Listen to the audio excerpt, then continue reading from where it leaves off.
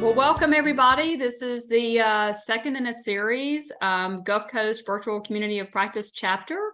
Nourish your network, grow your network. So really appreciate our two speakers tonight. I'm going to turn it over to the programming committee. So I'm Holly Hanley. I'm president of the chapter. We have a lot of the executive committee members here. So just with that, I want to let's start the show. Really appreciate everybody taking their time on busy week and everything and taking time to join us. So really appreciate it. First, we're going to hear from Evan Pressman. He is a lifelong educator with 7 years of teaching experience and 3 years in content creation. He's currently a senior instructional design manager at a Fortune 250 healthcare company. And he's worked with small groups, team building, technology integration, data analysis, and implementation. He creates premium educational content through multiple media forms, including video, infographics, newsletters, and SEO data analysis.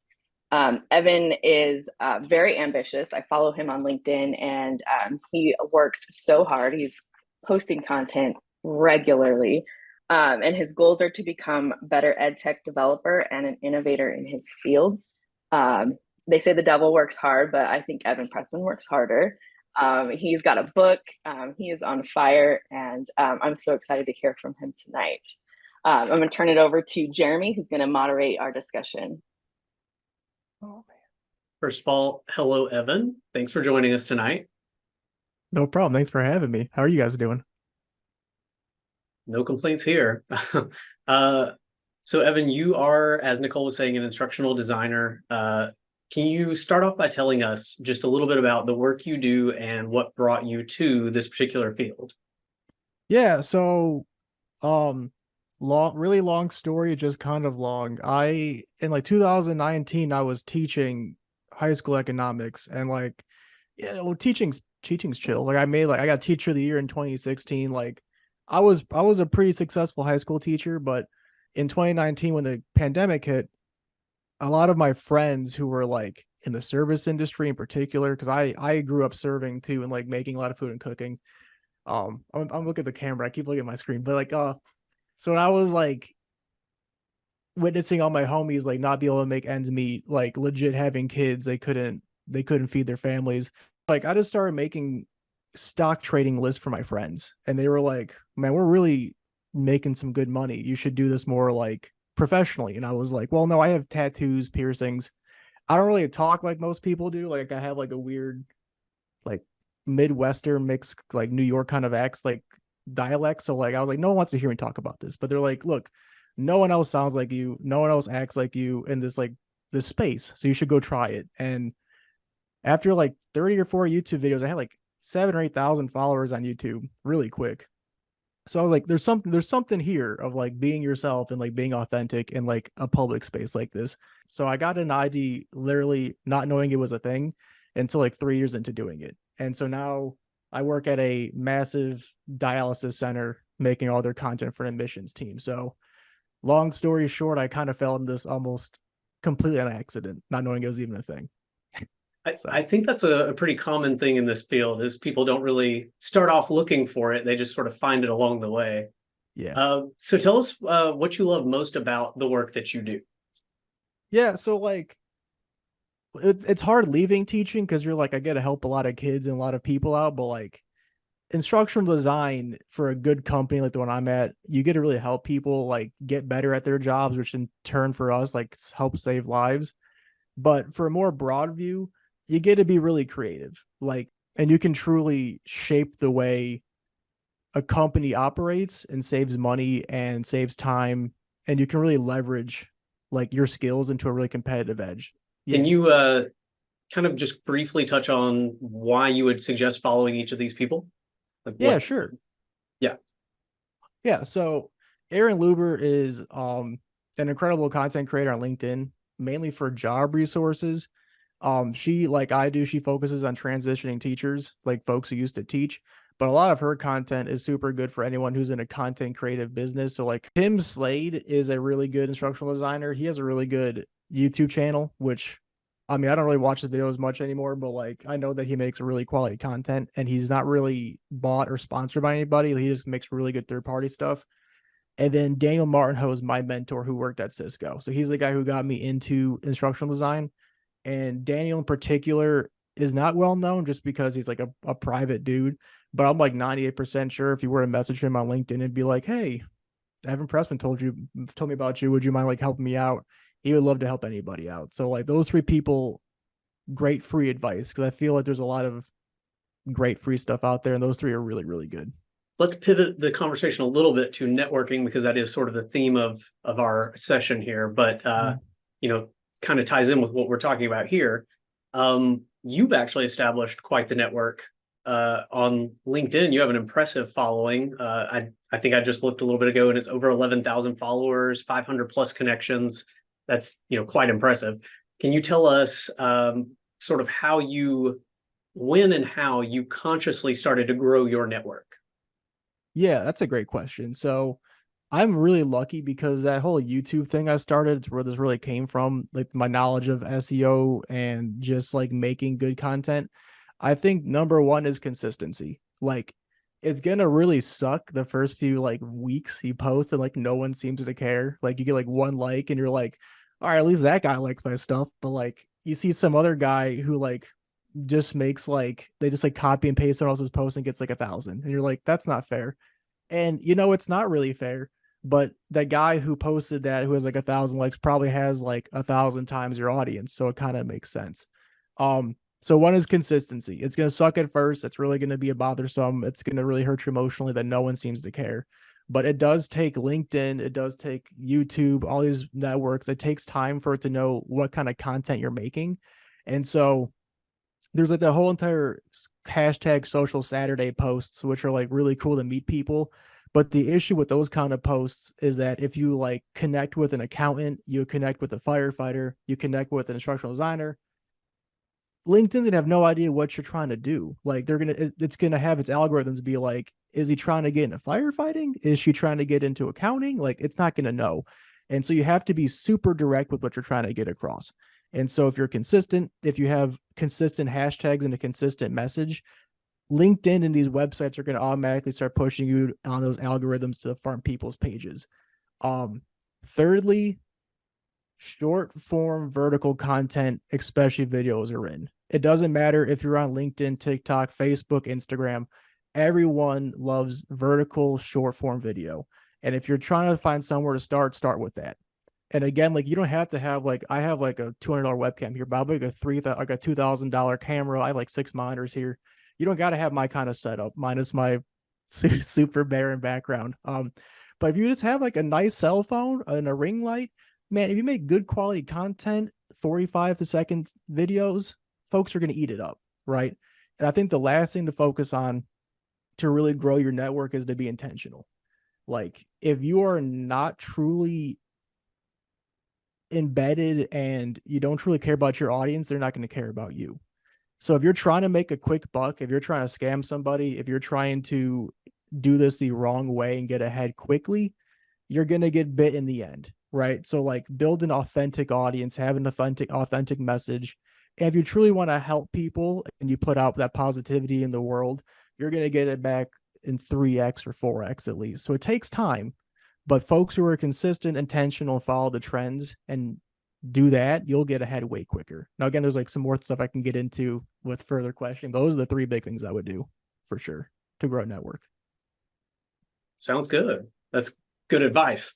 I do want to back up to something you said a second ago. You mentioned social Saturdays, and this is something that I had on my list of things to kind of ask you about. So can you give the audience a little bit of an explanation of social Saturdays and why you started to, like, what brought that into your mind and why you started to participate in that? Sure, yeah.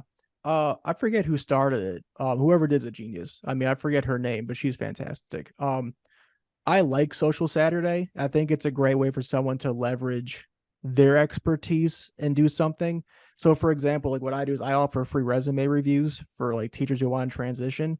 And to me, that's something different. And what I'm trying to get at is like if you're going to use something like Social Saturday, the first rule of marketing is be the first to do something. Now, I'm not the first person to offer resume reviews. I'm not the first person to offer social Saturday posts, but I am probably the first person who was a teacher who's now an ed tech who offers resume reviews. So I found my niche. And so whenever I post about social Saturday, I offer a resume review, one to get interactions, but two to help people.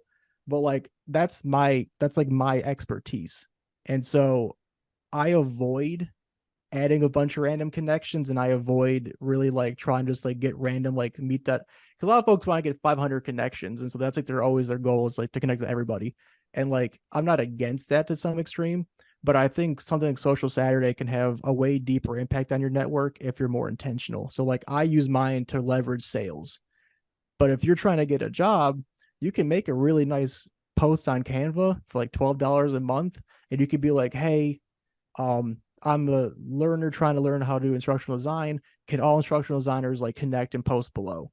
And you're being much more targeted because folks are going to be way more interactive that day. So if you were to take that little extra step, instead of you going out and trying to find a bunch of random folks to connect with, you make a post that incentivizes them to comment and like, hey, let's build up our ID networks. Then you're going to be the source that folks come to instead of you going out to get it. So I think that may be like kind of like a longer answer than you expected, but like if you can be the source of like where folks come to gather for Social Saturday instead of going to other people's posts, you're going to have a lot more success. And if you were to take that kind of mindset for like your day-to-day actions on social media, you'll have a lot more success. That's really cool insight. So real quick, we're going to have to pivot to Jamie in just a minute, but before we do, I did want to quickly ask, can you tell us about, are there any projects that you're working on that you can share with us? I know Nicole mentioned you have a book. Is that something that's new that's out?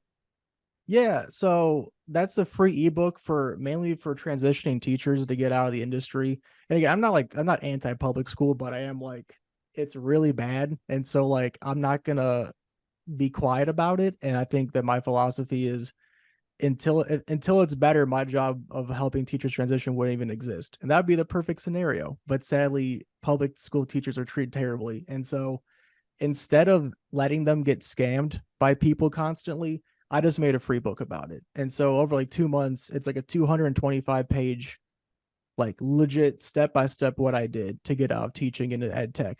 Now, again, someone who's like in this room who's never been a teacher can still get a lot from it because it's literally like how I went from making the crappiest thumbnails ever to like high definition thumbnails, how I went from like being really boring on camera to more, fun on camera. And it's like a 20-step series for free that folks can go get. Just because, again, like off principle, I just don't like charging folks who like need to feed their families an arm and a leg for life-changing information. So I made that while I was on a trip to Liverpool with my wife, who's a professor at UGA. So she taught over there. So I went with her. I just wrote that for fun, honestly, like again, just to help people. 11 labs for AI voice generation. I've been using a lot of that. So I can't show anything because it is like, a healthcare, like a lot of sensitive information, but I do a lot of like really off the wall stuff for them, which is really cool. So if you ever need like help with animation, voices, let me know. That's awesome. All right. Well, Evan, thank you for your time. And again, thanks for being with us. Hang out with us for just another minute because I want to bring you back in a little bit, talk about a little crossover between instructional design and performance improvement. But for now, Nicole, did you want to give us a Jamie introduction? All right, so for our next presenter, I'm so excited to introduce you to Jaime Torchiana. She is a superstar. She's been described as a high performer's high performer, which is super epic. She is the president of a consulting firm called Exemplary Performance, and she has a passion for amplifying individual talent and driving high-performing teams to greater organizational success. She considers herself lucky to have done this work with Fortune 100 and 500 companies in industries like a super wide range of industries. She believes that everyone has a purpose in life, and she works tirelessly to be seen as a leader who motivates others to be their very best. I enjoy following her on LinkedIn for so many reasons. She has a newsletter. She's always posting inspirational things. And just truly has an authentic connection with her network. And so I'm so excited to hear from her tonight. So Jeremy, I'll turn it back over to you for some moderating. Awesome. Thank you, Nicole. And thank you, Jamie, for being here. Welcome.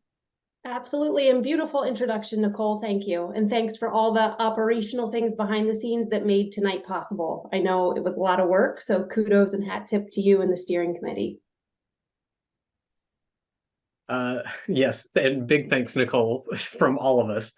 So Jamie, can you tell us a little bit about you and how you got into the field of performance improvement? What was your journey like to get to where you are now? Absolutely. I'll follow Evan's lead and say that I fell into it a little bit. So my master's is in cardiac rehab and exercise science. So I went right to life sciences industry and started the first 10 years of my career in pharmaceuticals. And while directing the learning program at AstraZeneca Pharmaceuticals, I realized I needed a different approach. We had over 3,000 learning assets in our catalog. We had award-winning vendors do work for us in terms of learning modules, product training. Our product launches were just well known for all of our drugs and disease states, but we still had this performance gap. We had reps that were doing really good, in terms of their sales performance and connections with their physicians and their customers. And then we had some that were struggling. So I needed a different approach. And Dr. Paul Elliott came in, and Paul Elliott is the founder of Exemplary Performance. And he just opened my eyes to performance thinking. And once I saw his request for proposal response, you can't unsee it, right? Performance improvement is one of those things. I like to say it's like seeing a really wicked car accident or your parents kissing. Once you see it, you can't get it out of your mind. And I hired him for the project. We had amazing results to the bottom line. It transformed the training that we did. He stayed my mentor. And just a year and a half ago, as he kind of looks to sunset and retire, asked me if I wanted to acquire his business. So here we are, totally by accident, although I believe that there aren't really any accidents, are there? I love that. And again, here it is. It's, people tend to stumble into this field a little bit. It's a found field. So I have a question. When you meet someone who might be unfamiliar with the field of performance improvement, how do you explain it to them? I was anticipating this program, this question, and in anticipation for this evening, I looked at one of the books I have, which is the 3rd edition of Human Performance Improvement. It's by Rothwell. And I looked through it, I was just casually, and it gives a definition, Jeremy, and it says, human performance improvement is a systemic process of discovering, analyzing important human and performance gaps, planning for future improvements in human performance, designing and developing cost-effective and ethically justifiable interventions to close said performance gaps. If any, we are doing ourselves, I think, a disservice because we're not accurately describing it. So it can be confusing. We started as HPT, Human Performance Technologists. We moved to HPI, Human Performance Improvement, dropped the H somewhere, became Performance Improvement. So we're doing a disservice to ourselves by kind of this convoluted explanation of what we do. I would simplify it by saying it's a systemic approach to increasing bottom line results by increasing the performance of an individual, a team, or an organization. And if we keep that in mind, because you're solving problems that haven't been really kind of identified yet or run to ground for the root cause, there's 2 hallmarks that are different than just training or upskilling, which is kind of the new thing. I think if we focus on analysis, that implies that there's some scientifically based rubric and kind of rigor to what we bring to organizations' challenges. And the second is a focus on performance and not training. Training is very transactional. Performance moves the needle. So that's how I would sum it up succinctly. It's a systemic approach to solving business problems and driving business results by increasing that performance, either of the individual, team, or organization. Does that work, or does anyone have a better I'm open to better. Like, we have to continue to evolve this field because we're killing ourselves. No, I will say I tend to agree. I know we've got a lot of academics in this meeting right now, but you know, we tend to take that very academic terminology, and when I'm describing it to just like people I meet out on the street, or you know, like my friends ask me, "What do you do?" I don't always give that academic response. I try to simplify it. Yeah, help people connect with it a little more. That's right. So you did mention exemplary performance, and I wanted to ask, can you tell us more about the exemplary performance system that your company develops? Yeah, sure. Absolutely. We employ an exemplary performance system when we look at our architecting high performance work systems. So first we take a look at the organization's top performers, find out what those stars do really well and innately, and we attempt to capture that secret sauce and distill it throughout the organization. Our exemplary performance system, you can think of it as 6 arrows, and I'm happy to send this to Nicole. She can send a follow-up. The diagrams sometimes are helpful. It's 6 kind of spokes of a bicycle wheel centered on exemplary performance. And it's these 6 factors. I'll be honest, it's adapted by Thomas Gilbert.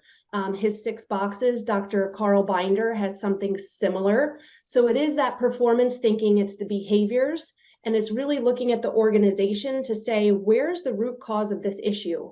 And just like a bicycle has to have kind of an even kind of disbursement of weight across all of the spokes, we need to look at that as an organization as well. Training is only 1/6 of these 6 different levers that we could use to optimize performance. And yet it's, I feel, the most rushed to solution. And sometimes, I know we'll talk about this in a collaboration with Evan and I, you know, as towards the end, sometimes training isn't the solution. And being only 1/6 of those levers, you know, you could hazard to guess that it's not. So this is the systemic approach that we apply when we come into client organizations to really understand the root cause of their performance problems. That's fantastic. And yeah, and on the flyer that we've linked in the chat, we do have a link to the Exemplary Performance website as well. So if anybody wants to go visit the website, see some of their materials, please do so. It's very interesting stuff, very good stuff. Thank you. I'll pay you later, Jeremy. Oh yeah, I won't say no. No. So I do want to ask, because you know, like we asked Evan, the 3 influential voices that Nicole had kind of asked you about. You did mention Carl Bender on here, and we've got him listed, but you also listed Adam Grant, Paul Elliott, and we had a bonus. Is it McKinsey and Company newsletter? That's right. Yeah, so I'll briefly rehash those. Dr. Paul Elliott, you'll find his work on our website because he's the founder. And really, any advancements I try to make in this field is because we've stood on the shoulders of giants. So Dr. Paul Elliott was of the lineage of Joe Harless, all the way from Tom Gilbert and Gary Rumler. So those of you in the performance that are understanding all the heritage, we're just a short thread of that kind of very narrow tree. So that's Dr. Paul Elliott. I mentioned Dr. Carl Binder before. His focus is more on training L&D folks within organizations to do what we do. So whereas I bring that value to clients, Dr. Carl Binder has a performance practitioners program where he will certify you to do that within your own company. Adam Grant, well-known organizational psychologist. He has a podcast that drops every Tuesday morning. He's a TED talker, and his work-life balance podcast is one I subscribe to. He is probably most notable in this space because he puts it in common terms, and he's done the most, I think, to casually get performance improvement and organizational psychology concepts out. And he's right down the street. I'm in the suburbs of Philadelphia, right where the convict was caught, if you're paying attention to the national news the past 2 weeks. But he's right down and a professor at Wharton in their business school as well. Wonderful, wonderful, and thank you for sharing those names so that we have you know, some stuff to share with people. Because again, talking about networking, talking about who do you reach out to, who do you follow, and I was going to ask you sort of the same question that I asked Evan to end on. It's you know, do you have any projects that you can share with us? Anything that you're working on right now? That's anything that you'd like to tell us about? Yeah, sure. Appreciate the question. So a lot of the things of what we do for our clients is proprietary, but we're working in the life sciences space since a lot of my network from my earlier career. That's just a natural segue. So we have biopharmaceuticals and life science companies interested in our work, and a large pharmaceutical and commercial product that you guys would know. It's a household product name, helping really their oncology specialists ratchet up and raise their performance levels. And we're working with a small community bank that only has 3 branches. It's a local bank. They found me through the chamber, and they're looking at really what is the role profile of what an excellent commercial loan deposit officer does, because they have plans to scale and make competition and have great strides against some of the bigger banks. So they really want to nail what their people do, invest in their human capital assets so that they can scale. And we're helping them all along the way with that. I'll just say, instead of going into specific client deliverables, something to keep in mind is what I've been watching and talking to my mentors and network about is the opportunity for partnerships more than ever. So we'll get into this with some of the networking questions, but the client of the future is going to be served best by, I think, you and your allied of partners. So I have a measurement and evaluation specialist I can tap. I have someone that's really great at content. I can do the performance analysis. So I think when you're thinking of value towards your clients, it's really going to be partnerships in a unique way that I think are going to be the way of the future. That's right in line with what we're talking about here. It's connecting with others who have the other skill sets. Where can you play your strengths together? And that's fantastic. Thank you so much for that. So at this point, we would like to bring Evan back. Evan, are you still with us? Yeah, what's up? All He's right. still with us, but half your audience checked out because they just wanted to hear from him, I'm sure. Oh, there's no way. No. No, we've still got them. They're still here. So I did want to we want to kind of do this thing where we sort of have a little bit of overlap, because we do see that, again, we have a lot of academics here. We know that the fields of performance improvement and instructional design do go hand in hand in some respects. And like Jaime pointed out, it's not always an instructional intervention that is required, but sometimes it is.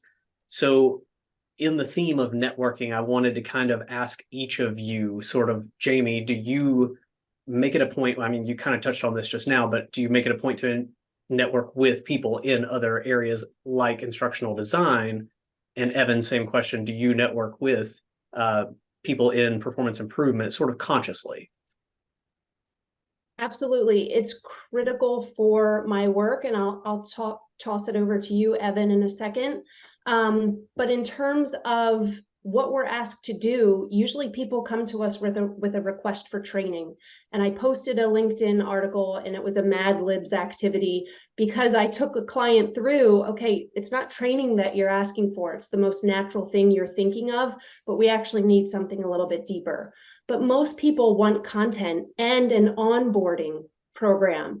So once I develop the performance indicators and what great looks like in a role by modeling a company's top performers, I have very good performance indicators. Someone like Evan has to be my counterpart to translate that into learning objectives. So how do performance objectives become learning objectives that dive into the content to produce more, clone more of your company's stars?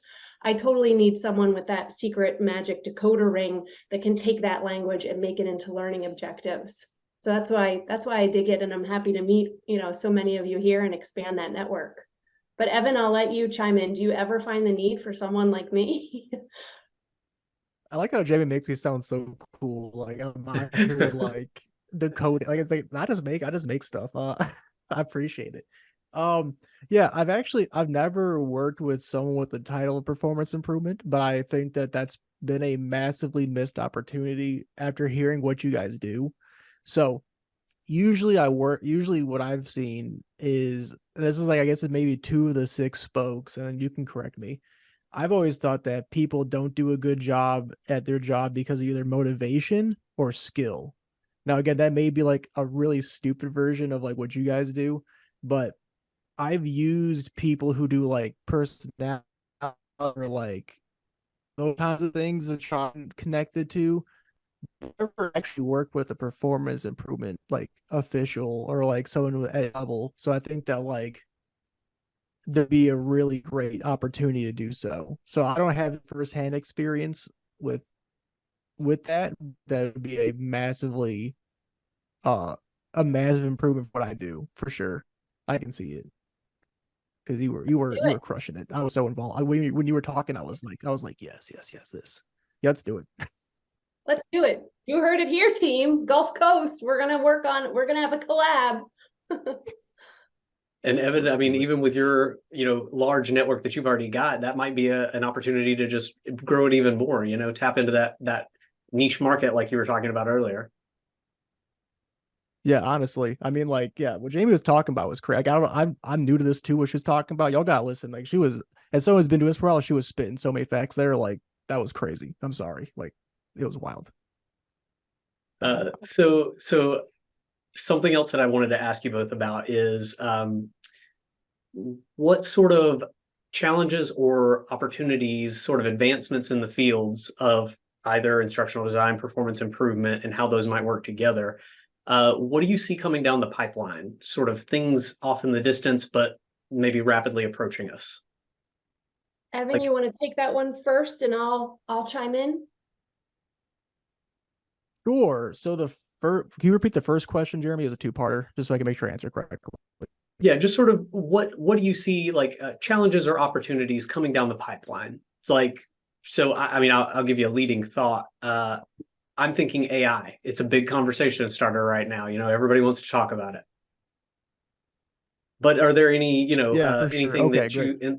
sorry, go ahead. Oh no, you're good. I'm sorry. So with instructional design, for anyone who wants to get into learning and development instructional design, there's five main things you have to know. And like these are like the five pillars I always go off of. Video, audio, a good job aid, a presentation tool, authorized course. Video, audio, job aid, presentation, authorized course. If you can master those five things, you're going to be ahead 95% of people. And so if you can have a portfolio that shows like an extremely good PowerPoint, a really good like handout like the one that's in front of us here of Jamie's, like this one is great. A really good video, and you can use any kind you want, audio, and of course an authorized course that needs like steps to pass it because companies need like compliance training. With those five things, and Jeremy's leading to it, and it may not be AI, but the main goal of an instructional designer in a company that can leverage you to be much more hireable is someone who could save time or money. Because I'm telling you, you may think you want to have a 6-hour course and that'll be impressive. And I'm telling you, it may be for some companies, but a lot of companies that have an L&D department have a lot of employees, a lot of important stuff going on, right? Like the time is of the essence. Remote work is staying here for now. You're going to have to find ways to make learning micro and digestible quickly. Now, AI may be the tool to do it. Like you can use a bunch of different tools to kind of expedite your work process. But as we're in this recession, which folks don't want to say we are, but as we're in this recession, you're gonna have to be able to sell yourself as somebody that can save the company money or save them some time. And if you can prove that during an interview and on your resume and just like in general, that's how you're going to get hired. Because a lot of people think that you're supposed to go out and make some massive, huge thing. And a lot of companies are like, yo, I got 25 employees. You got to get back on the line in 30 minutes. Like, what do you mean 4 hours? Like, I don't have time for that. Like, so that may not be a tool you can use, but like as time goes on and as this recession continues and the job market tightens up, you got to sell yourself like a product or a service that can really save time. Because if you can, you'll get in front of some folks who'll hire you compared to someone who like has massive like I have that 50-part course. No one cares anymore because it just takes too long. So if AI is the tool that can do it, great. But like find something to leverage you into being competitively better than other IDs and L&D professionals. Okay, Jamie, anything that you think of? I do, yeah. And it's sometimes it's troubling, right? It's kind of, but there's an all inspiration too to say, how can we conquer these and get above these? Just before I go to say what I think the challenges are coming next, I'll give you an analogy and a story about training versus performance. So for Ford cars, working there, we interviewed the engineers that developed the paint spray booth. So they had a 4-hour training module on the viscosity of paints. When we went to the actual booth sprayers, they said, you know what, that 4-hour module is not needed. All I know is that if the car comes through and it's going to be red, I have to adjust this nozzle because it's too thick. So you have engineering, subject matter experts wanting training, but you have really what is needed in the moment of performance. And that's just a quick job aid that it says, if it's red coming out, you're going to heighten the nozzle, make sure more paint square, because the outcome really is a nice high gloss finish, right? So, so I was thinking of that when Evan was talking about the difference of, training and people's appetite for shorter bite-sized content. But to your question, Jeremy, about challenges, I think of a couple, and I've been fighting personally, it feels, one for a long time, and that is this paradigm shift of performance versus training. So I just posted on LinkedIn this week, I think it was this week, a Sales and Marketing Magazine article that talked about $70 billion of training being spent annually by companies, and they still have that performance gap. If you have some great people and some average people in any role, despite that training, if that gap still exists, you need a different approach. Right? That's just common sense. So since Jesus wore sandals, I think everyone is flying the training banner, and there is a totally appropriate, and 90% of my solutions include training, but it's not the end all be all. And I'm trying to switch my folks through thought leadership to think about performance. And that's just, I feel like Sisyphus pushing this rock uphill. So that's one, the paradigm shift. On the heels of that, kind of like a cousin, is this competencies piece.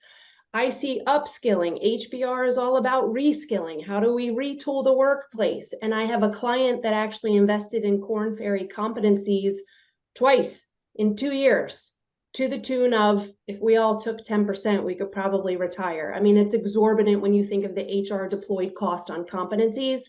And to this day, maybe the academics on the line can help me and put it in chat. I have failed to find one white paper or research article that shows that competencies move the needle.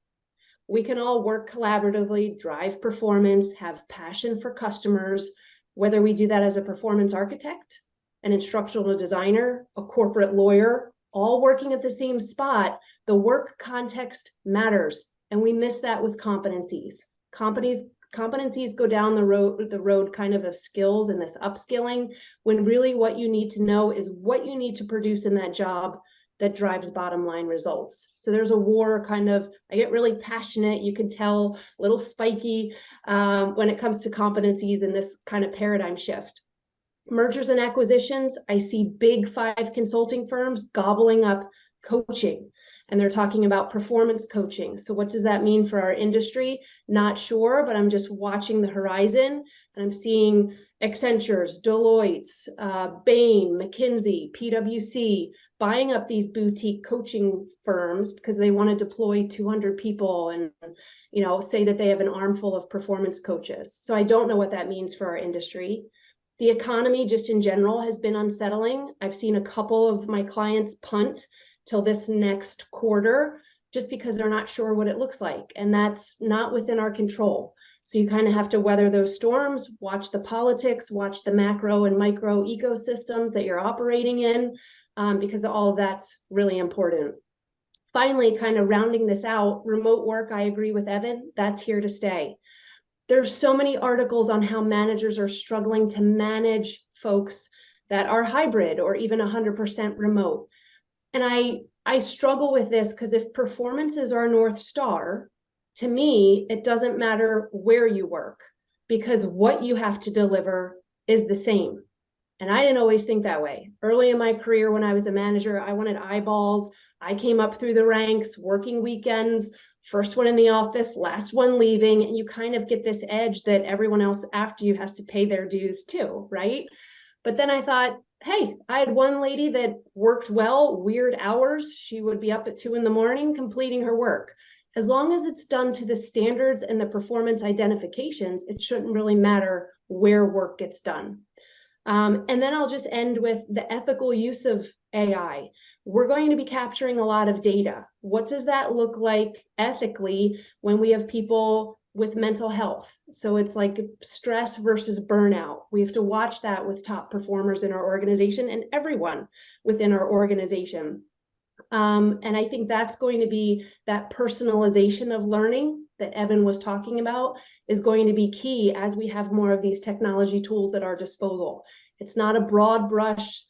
I have clients that everyone invested in speed of trust and radical candor and all of these huge programs where everyone got the same training and everyone was not at the same training point or moment of need. So I think you're going to see an increase in personalization. And those are just, some of them are more troubling than others, but that's what I think about when I look at the horizon. Yeah, I those are all absolutely valid responses. I just wanted to kind of see what you guys thought about that, just sort of something, gauge the environment a little bit.